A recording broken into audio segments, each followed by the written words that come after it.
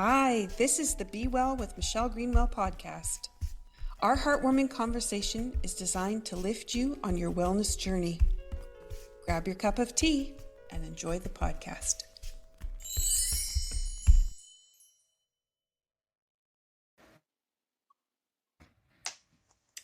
Welcome to Be Well with Dr. Michelle Greenwell, and we are doing part 3 of our special Power of Sound series.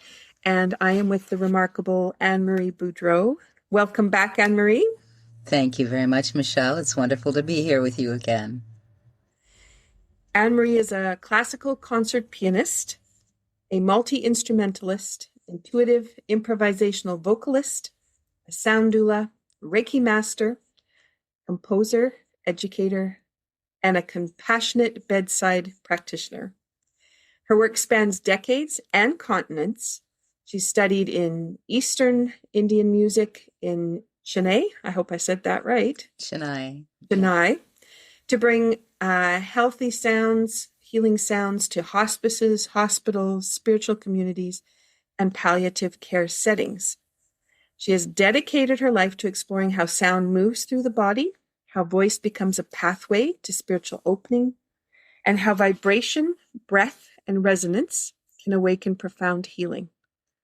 Through intuitive voice work, her sound journeys, and her deep listening practice, Ann-Marie understands something that is both ancient and essential. That is, when we engage our voice, our true, unfiltered sound, we reconnect with the whole of ourselves. We harmonize body, mind, heart, and spirit. This is a way that we can come home.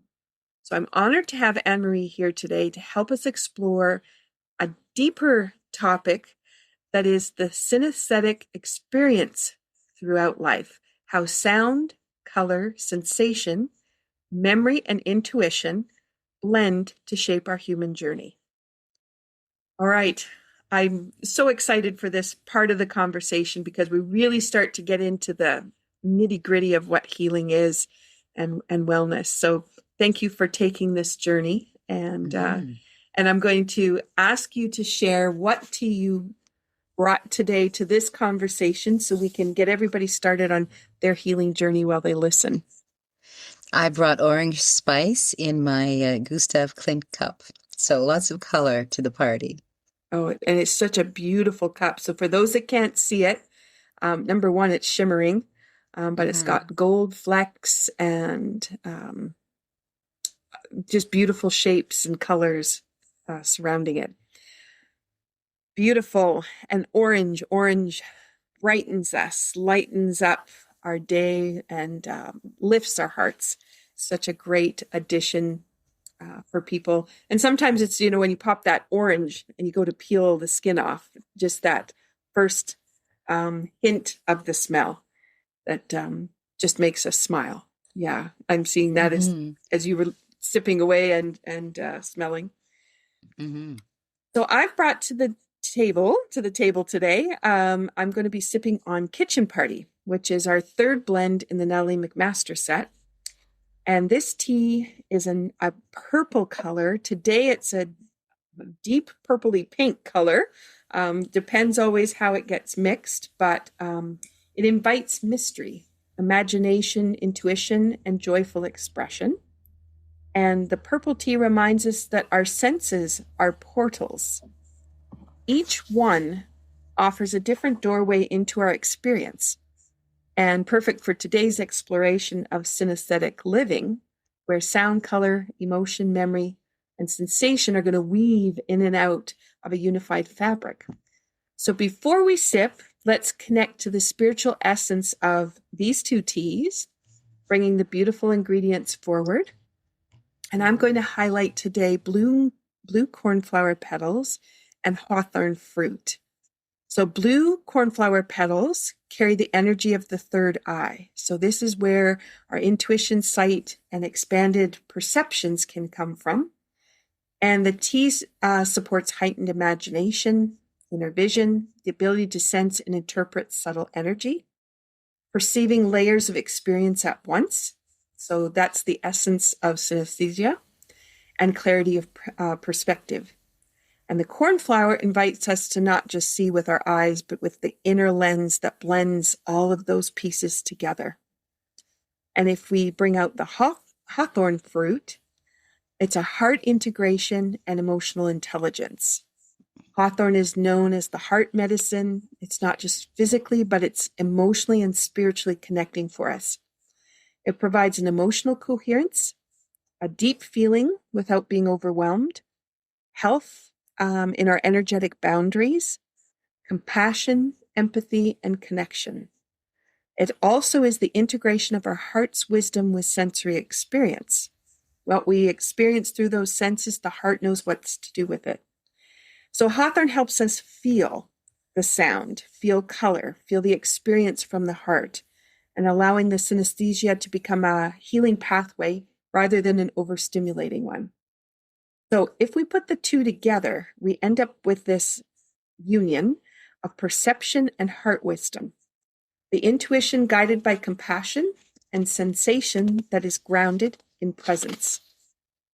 And the affirmation that comes with this tea is lift your spirits by connecting music and friends in celebration. And so often, we get together to have a conversation, but we're kind of serious about it.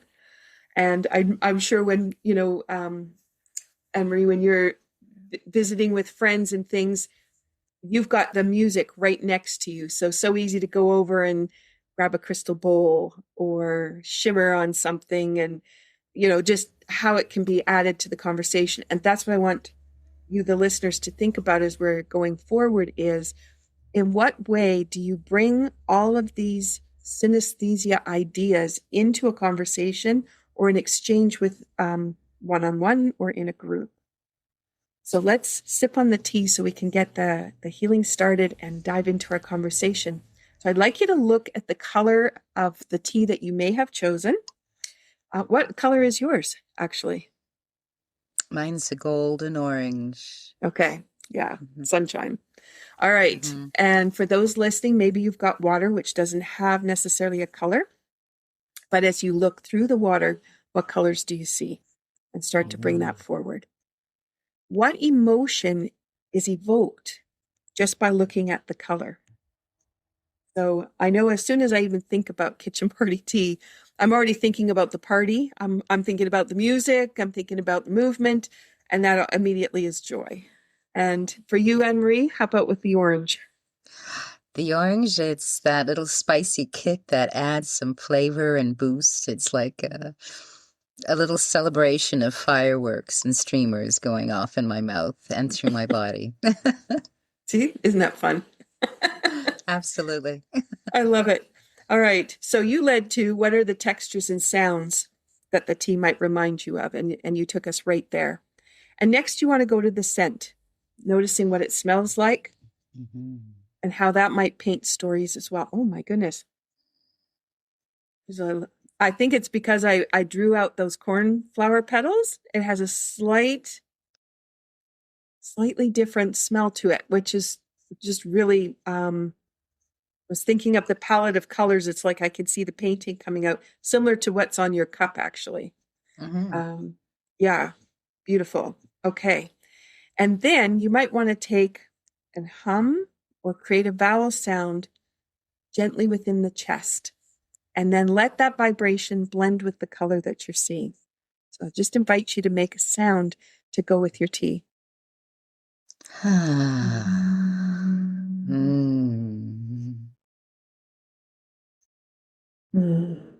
So allow the flavors to move across your tongue as you take your sip.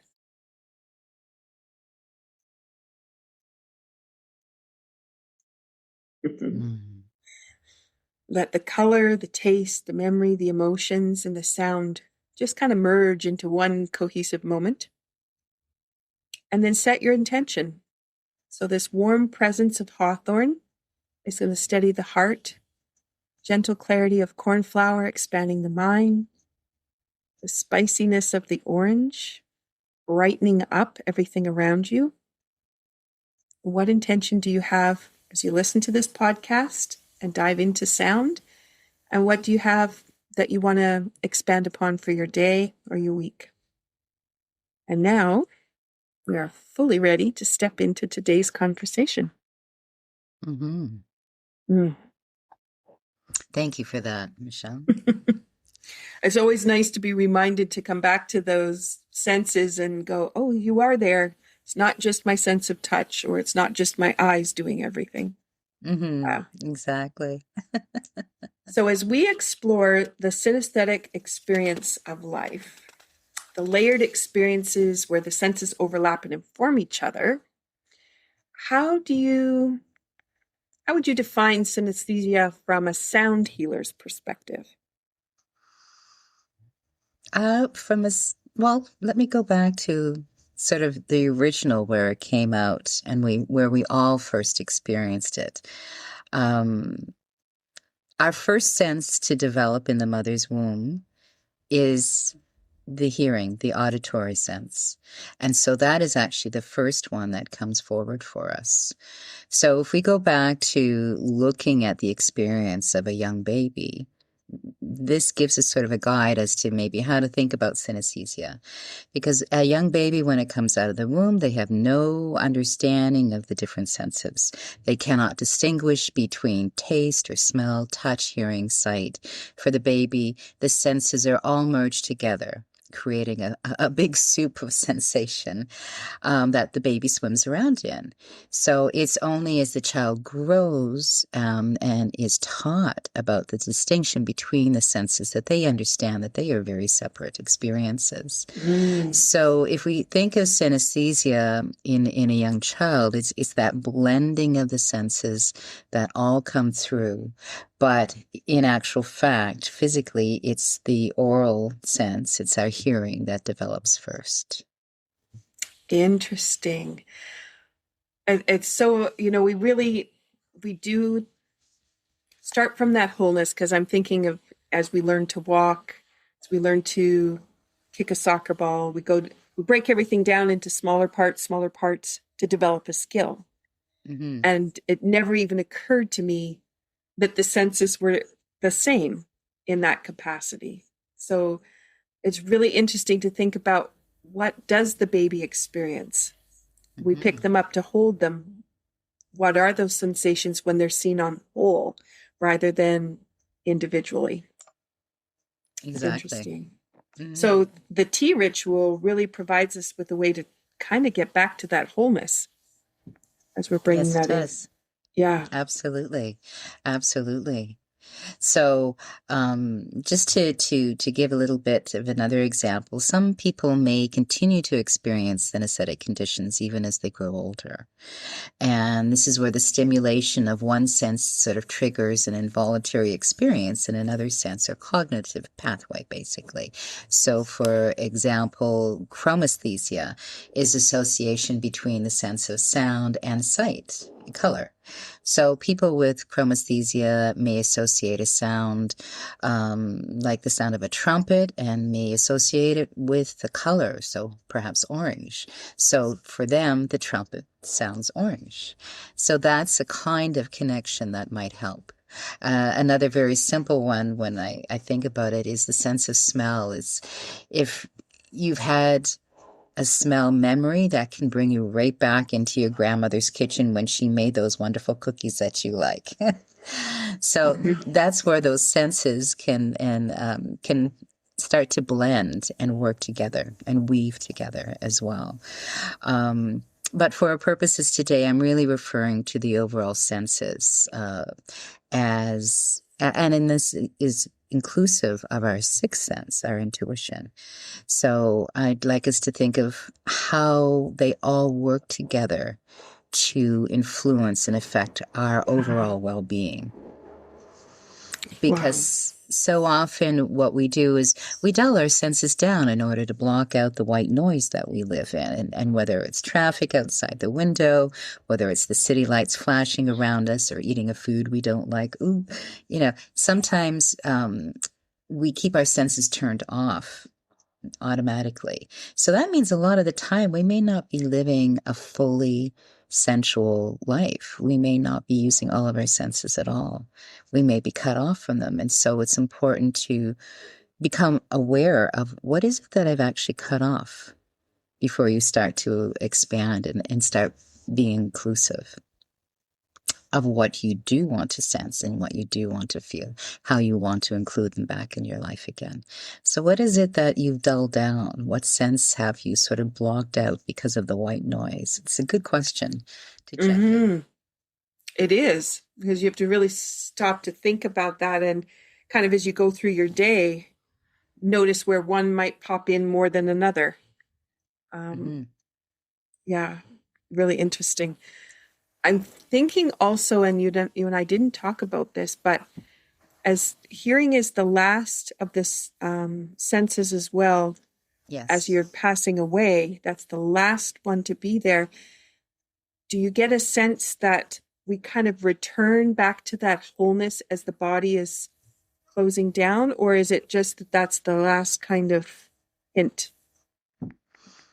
I can't truly speak for that because I have not been in the death throes myself. All I know is what I've experienced or heard others share about their Mm-hmm. experiences. And a lot of times the world does narrow down Mm-hmm. to just the physical senses. Everything outside of that room starts to fade, to lose connection with, and it just becomes the focus is on the body and what's happening. And it could be any number of things going on with the health as it starts to deteriorate further. But I know that for a lot of the palliative care patients that I have worked with, sound has been a way to soothe and to calm, very much so. And a lot of times when patients are able to still engage that way and talk, they're very eager to be able to talk with someone who is open to hearing about the death process, about supporting someone through that, because it can be a very frightening topic for many people to even speak about. Mm-hmm. So to be able to sit and hear and to hear their words, their story, their journey, and then to be able to support them with sounds that soothe, that caress, that calm. It's truly a very vulnerable time in their lives, and it's such an incredible honor and a very precious time to share with someone moving through their death. Mm-hmm. Beautiful. I'm thinking about preschool kids now, and thinking about how they engage and the kinds of conversations we create that creates that separation. Um, so if people are listening and they're parents of young children, being cognizant of what is the languaging that I'm using, or in what way do I ask my child to notice or be present with, um, or even how we, that the hurriness where we say, hurry up, you're too slow, you need to go faster, where we create that idea that we need to be moving in a much quicker way. And is that, how we pull them from that wholeness of really being sensory present? Because when they're playing with their toys, they are completely sensory present. They know where they are. But Mm-hmm, then mm-hmm. at some point, how do we pull them from that? Yeah. And do you have anything you want to add to that observation or idea? The first thing that pops in my head is like, there's got to be a reward system involved for a kid to leave what they really love. But oftentimes that isn't feasible. But um, but if you approach a child instead of barking at them, saying, put that down, stop doing that. We got to go. Get your jacket on. Instead, making it a different kind of system. We're going to get to go out now. Come on, let's get, how do you approach it? How do you Mhm. talk to them? How do you woo them away from that which is got their focus completely? So Mhm. trying to do it in a way that speaks positively to yet another exciting experience in their life that's coming up now. Oh, this can be as exciting as that, Mhm. you know. Mhm. So how we approach. and how we use our words with children, I think Hmm. is what kids pick up on, because they are little monkeys. The monkey see, monkey do. They pick up on everything. And so how we approach, how we speak, how we talk, they understand what's going on underneath the surface. They have sometimes a more clear connection with their intuitions than adults do Hmm. as Hmm. well. Yeah. So never Um, underestimate children. They can understand pretty deeply sometimes. You'd be surprised. Mhm. yeah, and I'm thinking about just the news this week has been about how much time should they be in front of the computer or a screen. But from a synesthesia perspective, we are engaging their eyes. We might be engaging their ears and sound, but likely not. And then we've got touch. But taste and smell are left behind in that process. Um, I'm so Unless they're hungry. Unless they're hungry, exactly. They can smell the cookies in the kitchen. There you Um, go. Then they become cookie monsters. but you can get a sense even for in our own lives how taste and smell really disappear and get overpowered by those other senses. And we might bring them back if we go to do cooking in the kitchen. But I was joking last night as I was throwing everything into the hot air fryer and putting it in there, and it's like I don't have to do anything, and in 20 minutes, presto. But gone is stirring the pot and smelling it. Did I put enough seasoning in? What does it Hmm. taste like? Is it going to be the right taste we want for the meal tonight? Like gone is that part of the experience of the cooking. And Hmm.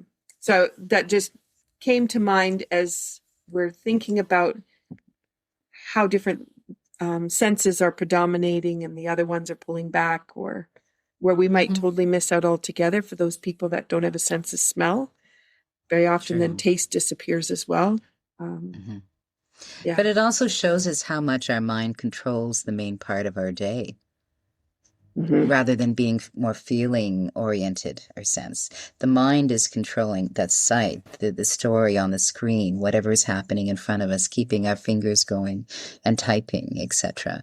So Hmm. really it is our mind that's moving us. And how do we sort of slow down, calm the mind, and slip from the mind down into the heart, which is a feeling based place, and where we open to our senses, I think, much more fully as well. Hmm. Hmm. And as I was chatting with someone else this morning, that sense of smell of essential oils, or having the tea or the coffee ready, and that smell that's coming up. And maybe we think that the important part is sipping on the coffee, but it might not be. It might be the smell that just fills us up and gets us coming alive. Has nothing to do with the sipping. And for lots of people, I'm sure too, sometimes that half cup still sits there, never gets finished, Hmm. but it fulfilled that piece of waking up our senses. Absolutely. Yeah. Yeah. Beautiful. Okay. So you are experiencing that synesthesia through sound, voice, rhythm, intuitive perception. Do you want to share a little bit about what that means for the way you're working with the senses? Sure. Um, I tend to explore a lot of my own senses through the creative arts. Um, that seems to be a pathway for me. That opens up the senses, because whether get my hands in a bunch of clay, because I work with clay sometimes, whether I'm working with color and choosing wonderful things to put on my canvases as I work with mandalas, or whether it's, singing to a group and getting them involved in whatever I'm playing at. Um, it seems to be through this creative pathway that opens up the passion, the love, and the heart. because when we're steeped in that, we are more aware of our senses and we can connect with more synesthetic experiences as well. But there are different types of things that I have done when working with clients. One of the main ones was dementia patients. And this is probably something many people have heard as well, that singing songs that were familiar with the patients when they were younger tends to calm them down. And in a way, sometimes they can find the words and start singing along again. My father lived with dementia and turned into Alzheimer's the last 10 years of his life. And I lived in a different country, so it was often very hard to figure out if I was actually connecting with him or not. And so I would call on the phone, and I knew that through our lives together, he loved singing Irish songs. So I would sing an Irish tune on the phone when I would call, and he would know who I was. You're that one. You're the one who sings. I know that. I know you. He knew who was on the phone. He got it. And I love that part. And so sometimes I would get a call from my mother or my sister who was supporting them through their last years. I would get a call and they'd say, your father's in a really terrible mood, or dad's in a bad place right now. Can you sing to him? So they would put him on the phone and I would start singing, and immediately he would start singing along with me, and his whole demeanor and mood would change. And they sort of, at the end of the call, they'd say, thank you for that. It's really helped us out. You have no idea. And I feel better too. Yes. So making those connections for people who are lost in the world of dementia, music is such a wonderful gift and a way of helping them connect with themselves as well as their own history. So that's a beautiful, beautiful thing. Another interesting experience I had when I was younger and when I was teaching piano, I actually taught a blind piano student. Of course, she did not have the sense of sight. So how could she learn piano? Well, her heightened senses started to compensate for that. And so feeling became a very important sense for her. So when she was working her way across the keyboard, she could feel for the black notes, groups of threes and groups of twos, for anyone who knows a keyboard. And so she could feel those and feel where the notes would be. And of course, her oral sense, her sense of hearing, came very much into play. And so I would actually make cassettes back in the days when it was cassettes. I would make cassettes for her that actually dictated every single note and where they were found on the piano, and then I would play that. So she would have the dictation and know where to figure out where it was by sense of feel on the keyboard, and then she'd have the notes by sound as well. So that was a way where, we may in our futures lose some of our senses. And so how do they compensate? How do the other senses compensate in our world to help out? And you'd be amazed at what people can do, even with that sense of loss of sense. Yeah. Well, and too, is it really a loss? Because sometimes you go, I had no idea I could do that. And then it's such an incredible discovery. Yes. Yes. And I'm just thinking, as I had my frozen shoulder for the last few months, I had to move everything I couldn't even put my right hand up onto the keyboard. Oh, dear. So it was left hand. Well, I can easily, I type both hands easily, but my right hand could take over, no problem. But the left hand, that was a whole other story. But then it was jars and door handles and clothes and all these different ways of moving. But that's a different access to the brain, different awareness of what you're doing. You slow down a little bit. You're a little bit more present with everything. And I really discovered a lot of cool things, bringing those two kind of back together. So the right's not so dominant and the left really has a voice. And we don't usually, we're thinking touch. What is the sensation? But you have that right and left as well, which also then changes what the brain is paying attention to. Exactly. That's amazing. Amazing, isn't it? Well, it was one of those things where I've got to find the silver lining in this little challenge that I have. Yeah.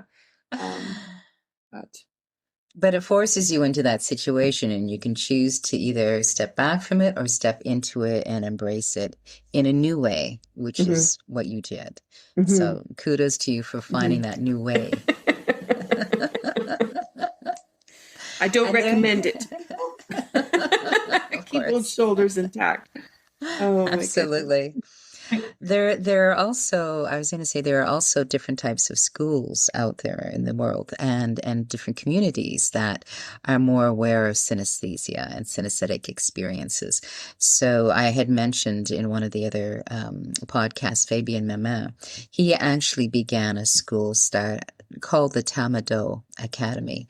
And it is an academy that studies and weaves together sound, color, and movement. So bringing these healing arts together in the one school. And that is to really wake up that light within us, each of us.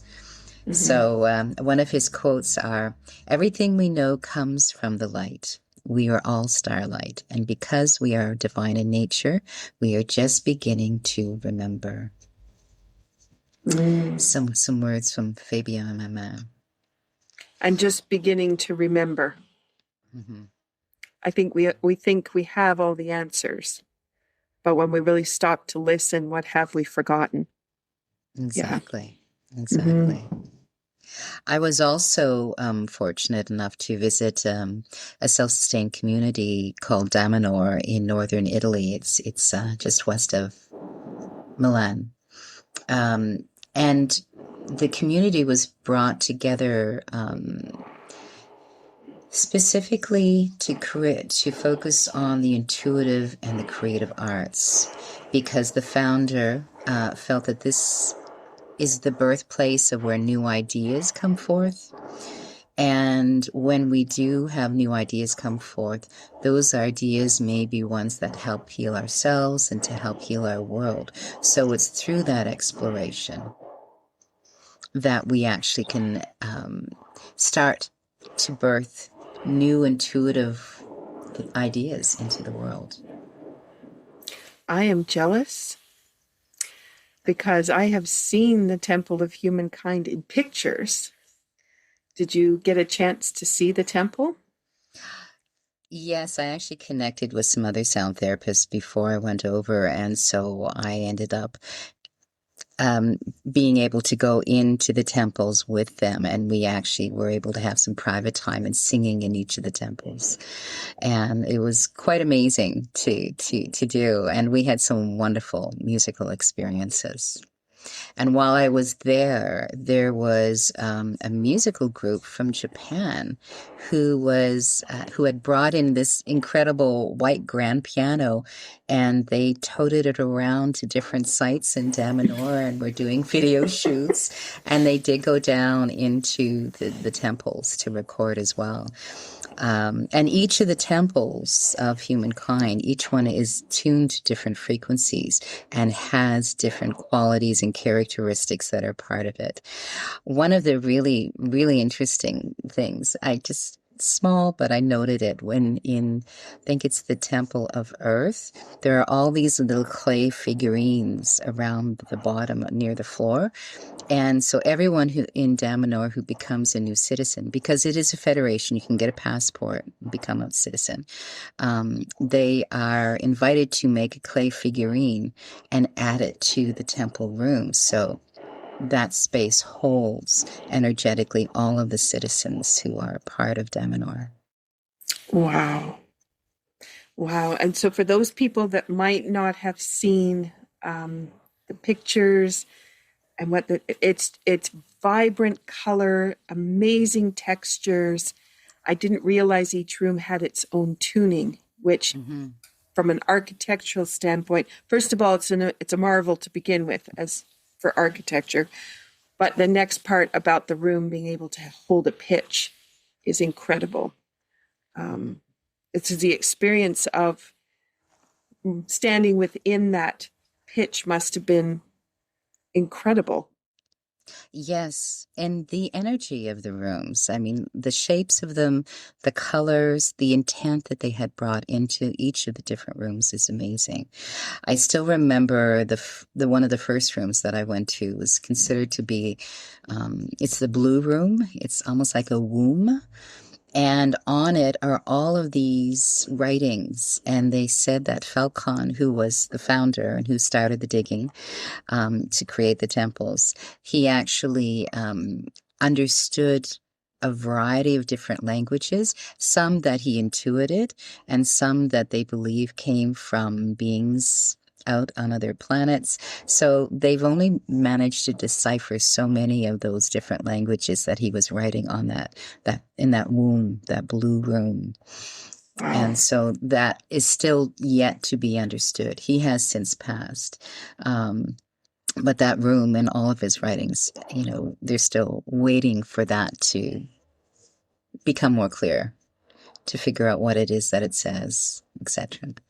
So he was using and connecting very much with that sixth sense, that sense of intuition, and bringing together all of those elements to create and manifest this incredible space and these temples of humankind. And then, again, it blossomed into the community, that it became above ground, and in how the community works together. It's really quite beautiful to witness and see. So I'm thinking, as people are listening and they think about their living rooms, their bedrooms, and some, haphazardly how some things go together and maybe doesn't get cleaned up or stuff's piled in the corner. All of that resonates. All of that could be creating a burden on the senses, but could be dulling the senses. And in what way could you look at these rooms? They might not have the pitch that you could get in Damanhur, but at least you can set it up so that you're resonating with things. And I'm just, you've got all the color in your space, and you've got the wood and the metals and the crystals that are all emanating frequency, sound, color for you. And I always like to have this backdrop here. This room is all blue. So that same idea as the womb. For me, it's the water, and the lights cast like waves across the paint in the evening. So I feel like I'm in the ocean. So creating that space. And so as people are listening, in what way might they be creating space and might not be? And could you be synesthetically really supporting yourself in a better way by thinking about how you've placed some of the things that are in your favorite places to be? Absolutely. When we live in a space and a place that is pleasing and to the senses, we wake up a little bit more. We live more synesthetically, automatically. I mean, one of the first things, of course, that comes to my mind is take a look and check out some feng shui books. Where to position things, the energy of placing them in that corner as opposed to this corner. So feng shui does play an active part. But the other thing is, look around your home. What things are you drawn to? What things aesthetically please you? What is beauty to you? Draw these together and then sit with them in that space and find ways to place them. So that becomes the anchors of the aesthetically beautiful space you want to create. Mm-hmm. Mm-hmm. I also have from Damanhur, Italy, the plant machine. So being able to hear my plants sing and bring the frequency out of the plant. And that's where my passion for the tea and the power of the herbs, when you can hear an herb sing and the voice that it has, that just lit me up. So that's my little connection to Damanhur. And I love to have that singing in the room for me and hearing the messages that the plants have. Um, Mm-hmm. so they're singing, we can't hear them. Some people, my grandmother would say, those were her little people, and she would talk to them all day long, and they grew incredibly. They loved her. And my mother on the other side would say, I kill plants. And so that's about where she was at. So it was always, rubber plants in our house. Um, but this opportunity to realize that even though we can't hear things or we might not see it, doesn't mean it's not there. And the senses are picking it up even when we're not aware of its presence. Absolutely, absolutely, Mm-hmm. and lovely that you brought that up.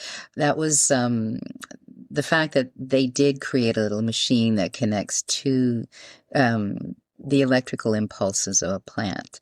They actually had in Damanor, when I was there, some huge fields that were covered in different colored stones, and they were huge labyrinths that you could walk around. And in one of them, they had this huge mother tree, and they had the electrodes connected to that. And so they had the music of the tree playing while we were doing the meditative walks in the labyrinth. It was really Mm-hmm. quite an incredible experience to have. Mm-hmm. Yeah, Mm-hmm. yeah. Thanks for reminding me of the That power little of piece. plants. Yeah. Yes, it's quite amazing. Well, and two, right? You mentioned the color of the rocks. Then you have the labyrinth, and you have the frequency within the labyrinth. Those stones aren't just placed; they're very strategically set up. They do create a frequency. Again, we can't hear that frequency, but it's present. We might be able to sense the calmness of it Mm-hmm. as a different way of knowing. But yeah, oh, beautiful. Okay, so now that we're basking in that, I think people are getting a sense for how much is present, how much we can pay attention to, where we can go with it, and can we move our conversation a little bit into the neurological condition, what we see more as gifts that humans often suppress, and how I think we kind of touched on it in this last little bit of the conversation, but how can we have this synesthetic sense that reawakens things within us? Can you share a little maybe of some of your stories or experience with people as they start to discover parts of themselves or parts of experience? I think one of the things that I've seen in when working with clients, that when one of their senses is opened, it's because they've shifted or moved a lot of the emotion, the heaviness that has been sitting on or pressing on their heart, such as grieving, you know, which is a huge one for most of us. So when heavy things are shifted emotionally and we feel that lightning, it automatically, oh, the world has a certain sparkle. The sun looks sunnier today. There's a little bit more bounce to your step. Oh, I think I will have that extra treat today, or whatever it is, So when we actually take care of ourselves holistically and make sure that all of us is doing well. So our heart is doing well, how we're feeling inside. We're taking stock of ourselves. We're taking stock of how we are in the internal plane. And that completely affects how we move in the sensual, the plane of the senses as well, and how much we open to them as well. So, let's see. When I work with the senses, through my day as well, it's like, how do I have how do I experience my day?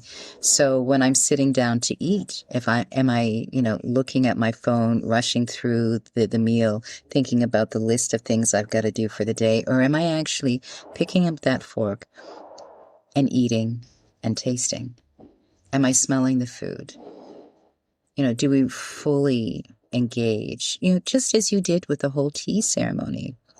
on at the beginning of our session today. Do we take that time when we're eating? Do we feel it with our hands? What are we paying attention to? Even just walking outside, are we seeing the color of the sky? Are we seeing the leaves on the trees? Are we feeling, or sensing the crunch of the leaves under our feet if it's in the fall? So how much are we engaging with our life around us? And how much are we just living in this little pocket in our mind and focused with blinders on as we trek through our day? So part of it is really allowing yourself to open up to that full life experience.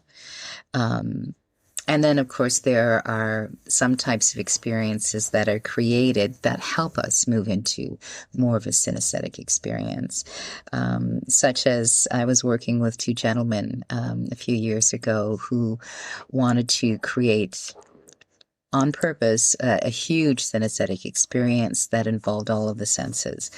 And that included making sound, that included journeying through the sound, allowing the sound to transform and shift us, and then moving over to another part of the room. There were huge sheets of paper were laid out with paints, and we could paint, and all the ideas and intuitions and images that came to us in colors, we got to paint out as well. And then we would go afterwards and eat together at communal food that we had brought. Very consciously, we would share and talk about the ideas that came up. And, it was a stimulation of the senses. And so it became a way to engage more fully with life, to wake everything up and to step back into the world and bring those awakened senses, those awarenesses with us into the world. And what are we going to do? And how, today, what are we going to choose today to do? With those awakened senses. And it can really change your experience a lot. And there's usually definitely an integration period of time that you need, because there's having the experience, but if you're not integrating it into your life, if you're not grounding it within yourself, if you're not moving into the practice of doing these things daily, we're not going to develop the muscles to have strong senses. So if you think of, would you go on a cross-country run without any kind of cross-country training? No, of course, you would be out working at it, trying to increase your speed, trying to increase, how long you can run for, those types of things. You're working on developing those muscles. So just like anything else, we need the discipline to work on those muscles to open to our full senses each day, if that makes sense. I was thinking about Tai Chi practice. And in the Western world here, it's treated like going to exercise class.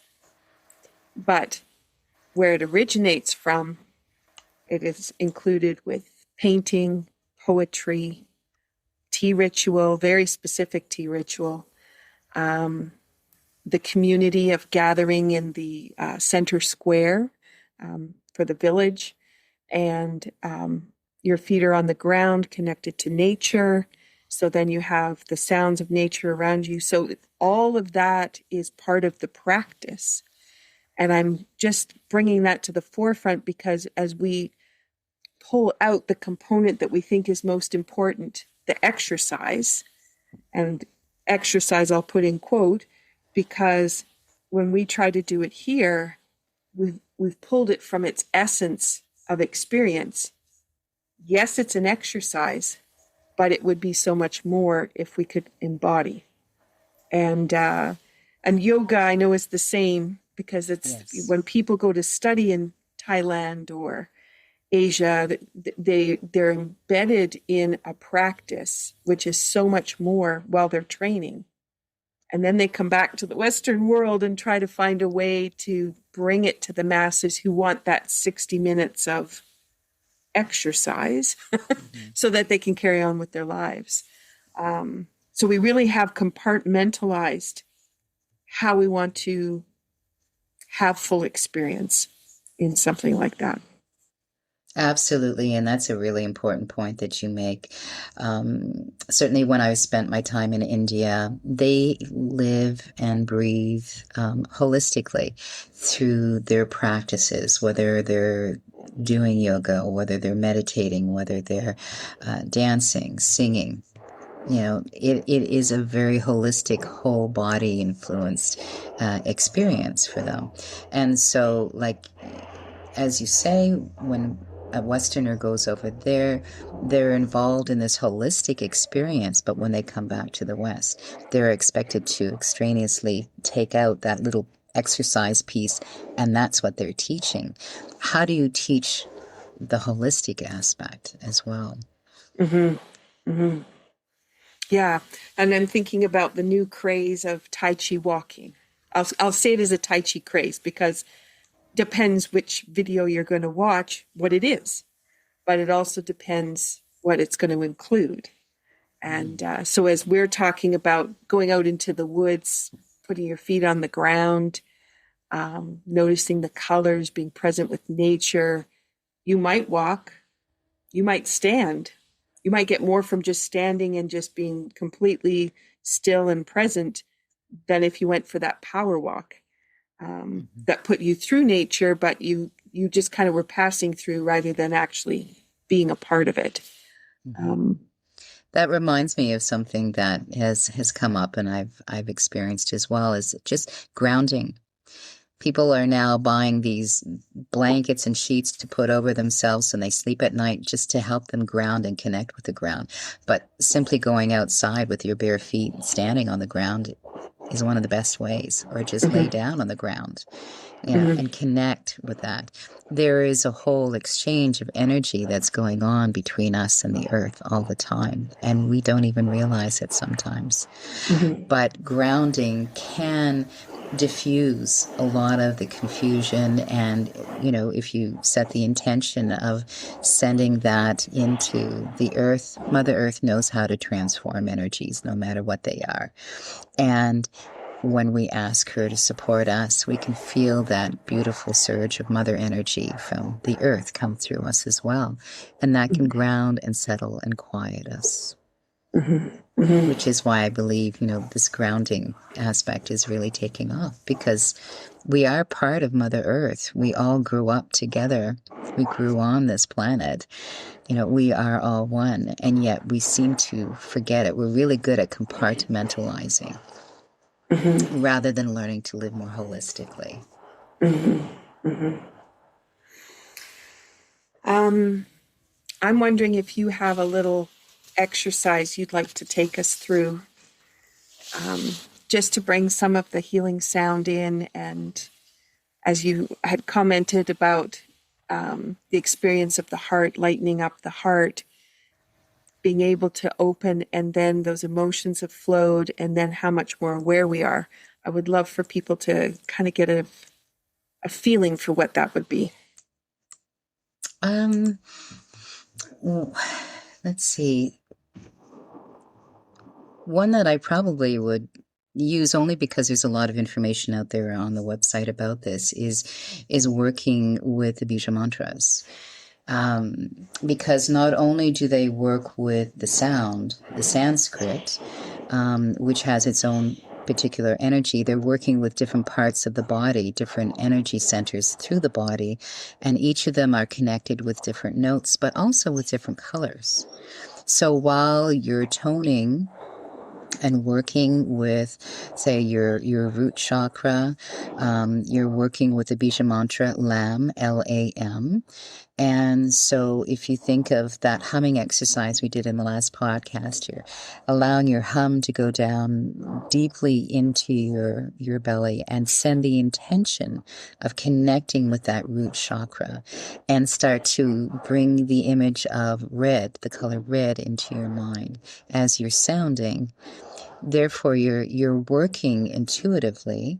You're opening to the sense of the sound, the vibration, how the effect of it's having on your body, as well as opening up the color, the sense of sight as well. There was an experience I remember in the Sound Therapy College where I studied, where we had a synesthetic evening, and we had people come in and lay down on massage tables, and then we would actually work with the chakras. We would sound them as a group around the person, and we would actually have different colored lights in the room shining on the person as well, and really help them zone in on each of the chakras and energizing them and helping them to grow. And so they would be encouraged to sound on the inside as well, of course, because you're just exponentially strengthening the vibration. So it was a wonderful experience to have people come in and do. You don't have to make it as extravagant for yourself, but you can take a look up online and put in Bija mantras and see what they are and what colors and what notes they're connected with them. And that would bring a little bit of a synesthetic experience to the individual. And can you just spell that? Bija mantra, B-I-J-A. There we go. M-A-N-T-R-A-S. Yeah, Bija mantras. Okay. Beautiful. Go ahead. You'd be gifting yourself as well at the same time, because you would be working on your energy centers of your body. And when they are more balanced, you feel a revitalization of your own energy as well. So it's a gift you can give to yourself.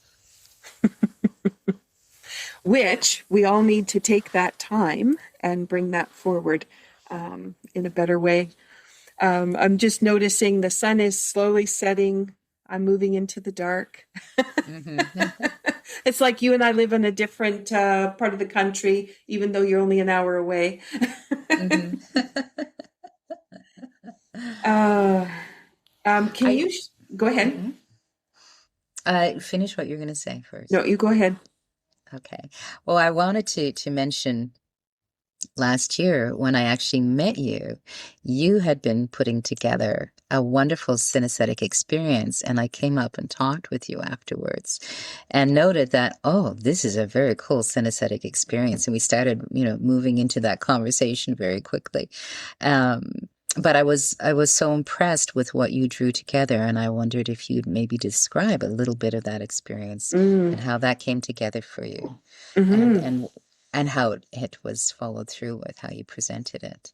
I think the listeners would be very interested in that. I was. I would be happy to share that. So with movement, we often have music. And we usually associate dance and music, but Tai Chi has been brought to the Western world that you don't have music. And I believe it's because they used to be outside in nature. So you wouldn't require music. Nature would be providing all the frequencies, but we're more inside. And so what I started to notice with musicians is some musicians, they had this feeling, this emotion that would come up in the music. Now, in Cape Breton here, Celtic music has a huge uplift that happens, but different players have a different way. And so I started to explore, what did it mean if we started to play more from our heart than just from our memory? And so we do have memory of tunes, and in Celtic music, you can get into it. If it's in a certain key, the whole room can kind of cheer when it moves to the next key. But what I wanted to experience is what would happen if a musician was to play with emotion based on color. And I started with the 5-element paintings, which I had my son and my daughter-in-law create for me. And one tune played to a different color significantly changed as the colors changed, which was really interesting. And so I thought, what would it be like if we were able to engage an artist with a musician so that the musician could hear why the artist painted a certain painting? And in this case, we were working with Doug Fraser's paintings, which are all how the light is on the water. And he's devoted all of his painting to watching light. And then taking and having a musician hear the story of why he painted the way he did, what was included, and then have the musician play to that piece of art. So what is the interpretation that comes from it? It could be a tune that is familiar, but most often than not, it then moves into something that just comes right out of the heart and just is intuitively played.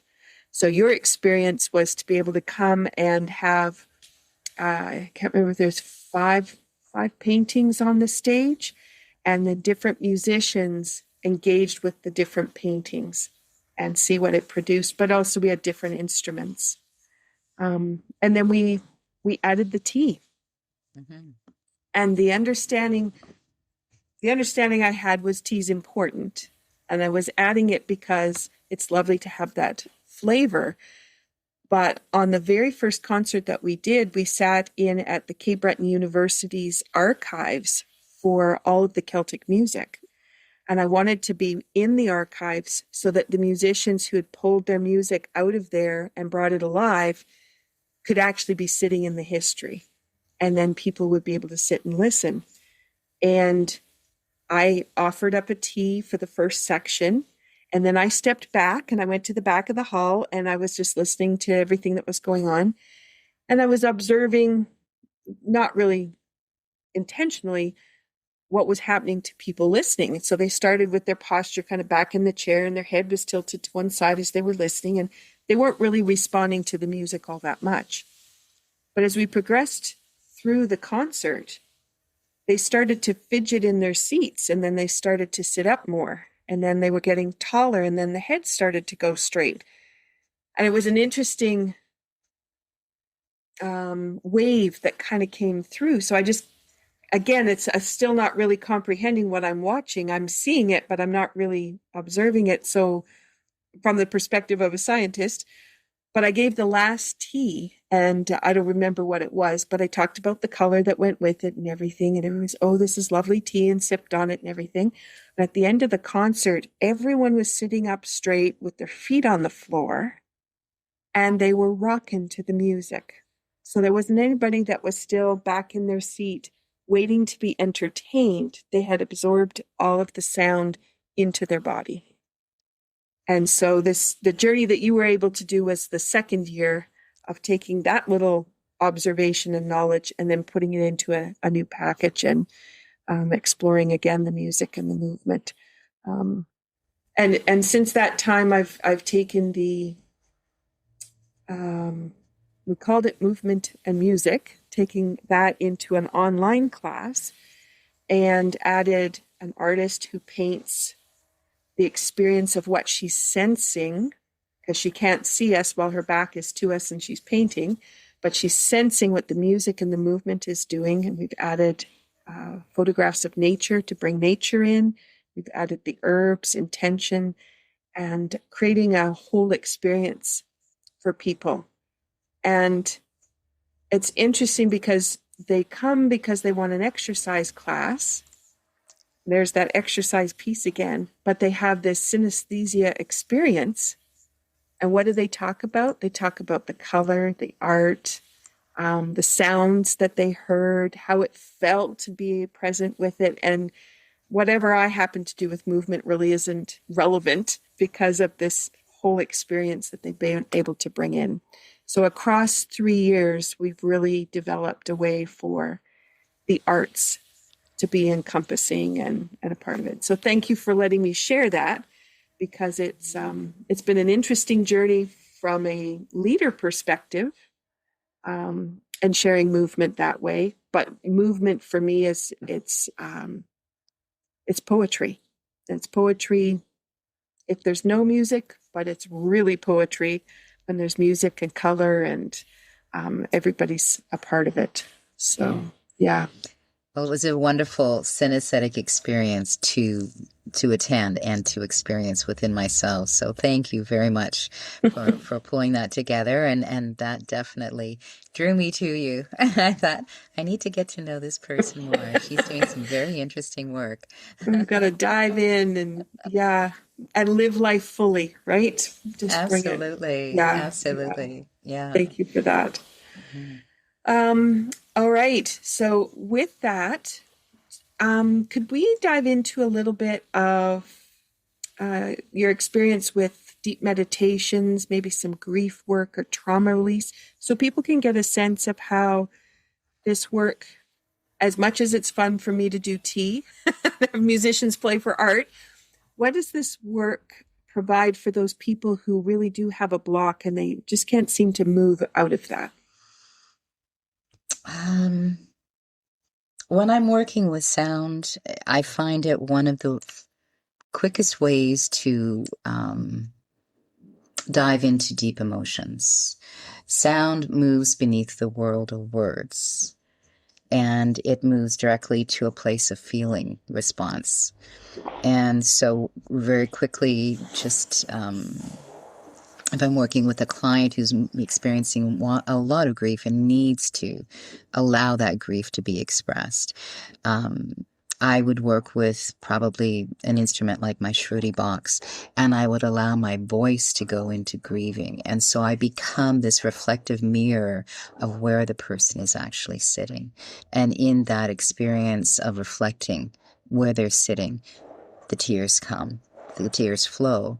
But if you sit long enough and wait, you realize it comes to a place where, okay, it's fading, it's lessening, and they're coming to the end of the full rapids that were happening of tears. It's now becoming a little bit more of a drizzle. And so you shift to bring them back into the surface world, as I call it, or the topside world, and to bring them back with comfort. So shifting to a lullaby to woo them back to that top place. When you're sitting and talking with them after, they're usually amazed at how quickly they dived into and went to that place of tears, and how quickly they came forward for them.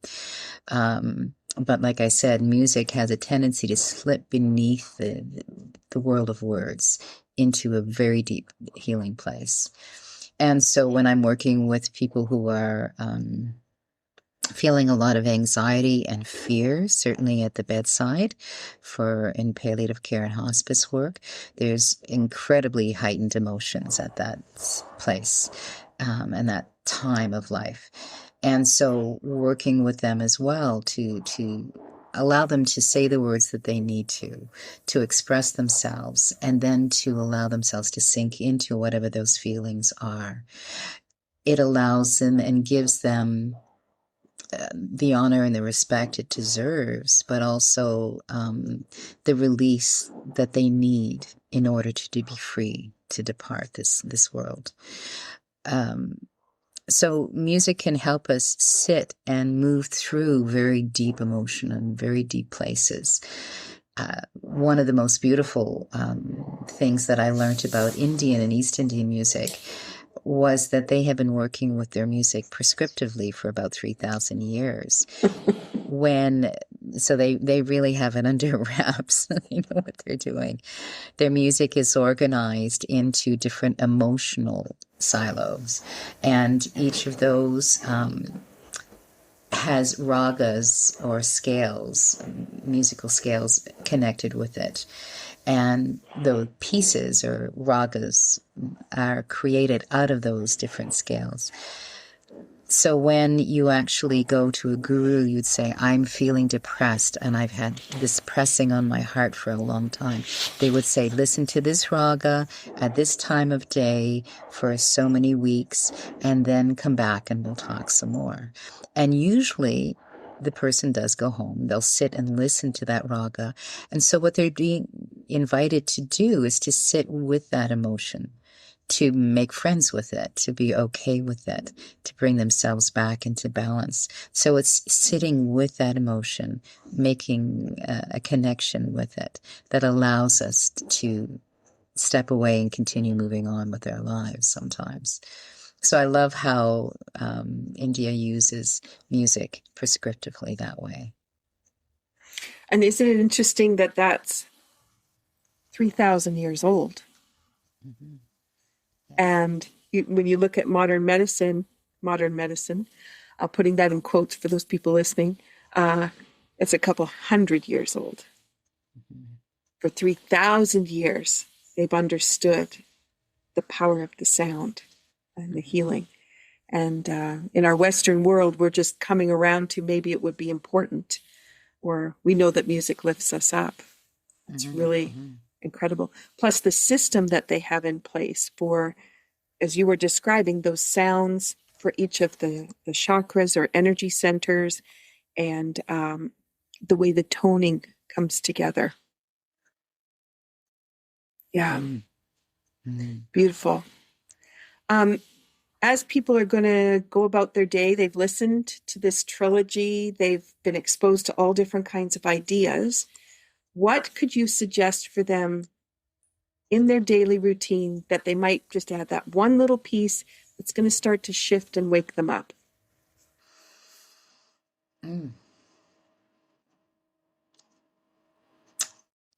Okay. There are three little words that I tend to fall back on a lot because I've used them a lot in my own life to encourage myself to keep going. And that is from Joseph Campbell, who was an American anthropologist. And he quoted, to quote, "Follow your bliss." Choose one thing each day that you can follow your bliss on. Whether it's something you want to eat, or whether you want to listen to, whether it's something something you want to see or experience, but follow your bliss and invite at least one little thread of creative passion into your life each day. Beautiful, beautiful. So it doesn't have to be overwhelming or hard, or you have to take a lesson, or you need to know how to sing. It's just move it, that one little piece. And if you kind of get to the end of your day and you realize you haven't actually done anything for bliss yet, then, just add that little piece in before bedtime and just bring yourself into that frequency. We're treating ourselves. And how often do we actually pay attention to ourselves? Sometimes we're so busy with our agendas and fixing or what we need to in our worlds, or filling other people's expectations, that we forget completely about, what about myself? Where do I figure in all of this? And so if you have gotten to the end of the day and you haven't followed your bliss in any way, it's definitely time to give yourself the treat of that.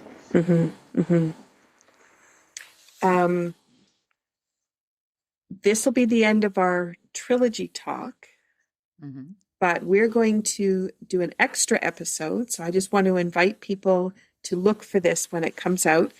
We're going to do an extra episode with Ann Smets, who is talking about spirituality. And so much of what we've talked about today is overlapping with some of the conversation that her and I have had too. And so we're going to have the three of us come together and bring all of that around into some ideas that people can take forward. And our goal with all of this is, one, is awakening about information, but two is about getting you to engage, you the listener, to engage in changing the way you're thinking about your day, how you're living your life, and how you're making your choices. Because at the end of the day, it's those choices that either send us to wellness or send us into some dis-ease. And what we want to do is find that way into the wellness so that it's an easy journey always up into those frequencies, rather than dropping out because we haven't been able to cope with the way our day has gone or the way that we've been living or making choices. And we're hoping that this conversation now brings you around to, yes, to sound and sound for healing, but also the way that the senses are going to be able to come together, because they have a significant role in our well-being. And we want you to find that. And we want you to be embodied within it and to be able to experience it. And as I'm thinking about Damanhur, being able to go into one of the temples and just being completely surrounded, it reminds me of actually the Van Gogh exhibit that came around, where you could get into the painting and standing within the art. And I bought the vase, which was on a canvas, like just like a flag or something like that. but I actually put it on the ground and just stood in it when I got home because I just wanted to capture again what was it like to stand in that color. And it's so powerful. The body relaxes in different ways and engages. So I'm hoping that we've inspired you, the listeners, to really consider how things could be different as we head into 2026 and we bring about those new ideas for where we want to go. And some of the inspirations, as they're saying, we've got 3 years here where we are in a transformation and we're at the start of that transformation. What happens if all those senses can come alive? And in 3 years' time, where will you be? Because you started to make those shifts. So anything you want to add? Yes, actually. Just something to note, and you can look it up online. Sound and color are hold the two highest frequencies in the world. So working with sound and color are pretty up there. I'd put them on your list if I could and make them a priority to explore in whatever way, shape, or form speaks to you. Exactly. And when you start to think sound and color and you think, where have I included that in my day? In our house, people come over and they go, wow, you guys really like color. And sometimes we've had to take a picture and I don't have a white wall because every room has a color. And it's like, yeah, we don't have any white. And other people are like, well, we have all white, but color doesn't exist in our house. So just to be able to think, how are you bringing that color into your life? And you're wearing it, you're sitting in it, standing on it. Eating it, drinking, sipping, so many ways. Absolutely. This has been a wonderful journey, Ann-Marie, to really dive into the sound and its full impact because it's well beyond sound. And I so appreciate it. You and I have 2 retreats coming up. So as people are listening to this podcast in January, February, March, we are offering an in-person experience of retreats that people can look up at thegreenwellcenter.com if they want to check it out and register to come and join us. And then at the end of August, we have a 8-day retreat that we'll be offering on Cape Breton Island, immersing in the music and the culture here, but also immersing in sound I want to say explosions is what was trying to come out, excursion, and weaving that through with the art and the movement. And we have musicians coming from around the world. So we're really creating a unique way for people to be involved in the arts and in sound. And we invite you to be a part of that. Ann-Marie, I know they can find some of your things on your YouTube channel. Do you want to just share how they can find you? Yes, actually, my YouTube channel, which again has my first and my second CD on it, as well as a short video of when I was working in a home care situation and I was doing a big presentation. So there's a video of that as well. But the site is Ann-Marie Boudreau 8570. And again, you'll find my first CD, Dreams of Ancient Lands, which I was encouraged to record by the Peruvian shaman that I spoke about in the last podcast. And it has my second CD, which was encouraged actually by Joseph Campbell's talk about the hero's journey. It inspired me to create music for that journey. And so New Horizon is the second CD. That's all on YouTube. I do actually tend to teach a 4-day sound retreat called Transcended Sound at the Dharma Center of Canada in Ontario every spring as well. So that information you can find under the Dharma Center of Canada, their event sites as well. And I have a bit more of a biography, etc. on me too. And I work with Canadian composer Stephen Gelman, teaching that retreat each spring. But I'm very, very excited about the new collaboration that I'm working on with you, Michelle, in this spring, in February, March, and again in August. And I'm looking forward to it with much curiosity to see how it all unfolds. And I'll be following my bliss by moving into that with you. So I'm pretty excited. Yeah, I'll be following my bliss too, because I said 2026 is the year of playing in candy, really, for me. Being able to immerse in all of these kinds of topics and find out the joy that comes from them and the way that we can really bring that into our lives. So I'm looking forward to where that takes us. So thank you so much, Ann-Marie, for this journey. For those of you that are listening to the podcast, if you missed the first 2 episodes, please go back and check them out. And then we have other trilogies that have been happening. They're really weaving in and out of each other. So please go and check out some of the other resources and really start to bring some of this to the forefront for what you want to do with your year coming up. And I just want to remind you that when you lift your spirit by connecting music and friends in celebration, you have an opportunity to heal. And with that, I'll give you one last toast. Thank you so much, Ann-Marie. Thank you, Michelle. It was a real pleasure to be here. And thank you to all of the listeners for taking the time to move through this conversation with us.